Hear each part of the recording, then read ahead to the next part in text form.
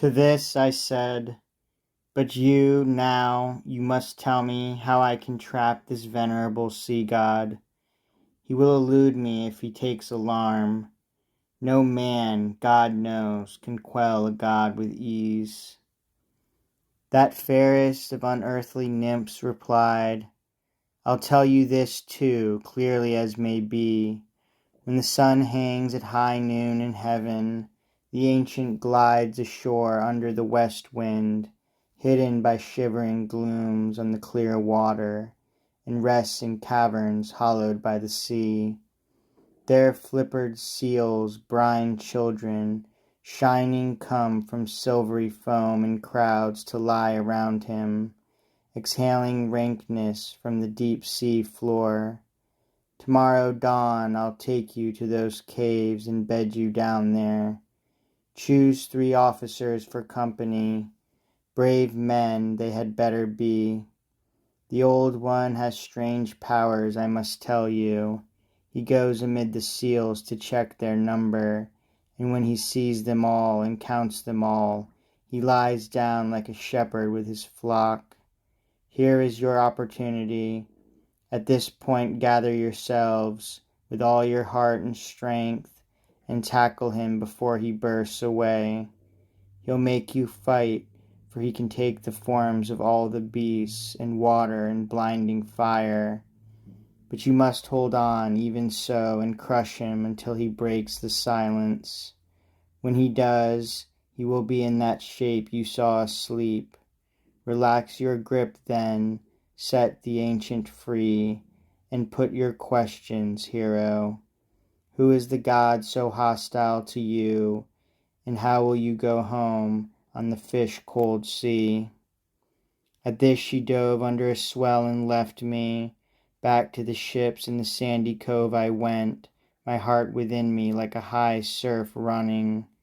But there I joined my men once more at supper, as the sacred night came on, and slept at last beside the lapping water. When dawn spread out her fingertips of rose, I started by the sea's wide level ways, praying the gods for help, and took along 3 lads I counted on in any fight. Meanwhile the Nereid swam from the lap of ocean laden with 4 seal skins, new flayed for the hoax she thought of playing on her father. In the sand she scooped out hollows for our bodies and sat down waiting. We came close to touch her, and betting us, she threw the sealskins over us. A strong disguise, oh yes, terribly strong as I recall the stench of those damned seals. Would any man lie snug with a sea monster? But here the nymph again came to our rescue, dabbing ambrosia under each man's nose, a perfume drowning out the bestial odor. So there we lay with beating hearts all morning, while seals came shoreward out of ripples, jostling to take their places, flopping on the sand. At noon the ancient issued from the sea and held inspection, counting off the sea beasts. We were the first he numbered. He went by, detecting nothing. When at last he slept, we gave a battle cry and plunged for him, locking our hands behind him. But the old one's tricks were not knocked out of him. Far from it. First he took on a whiskered lion's shape, a serpent then, a leopard, a great boar, then sousing water, then a tall green tree. Still we hung on, by hook or crook, through everything, until the ancient saw defeat, and grimly opened his lips to ask me, "Son of Atreus, who counseled you to this? A god? What god? Set a trap for me, overpower me, why?" He bit it off then, and I answered, "Old one, you know the reason, why feign not to know? High and dry so long upon this island, I'm at my wit's end, and my heart is sore.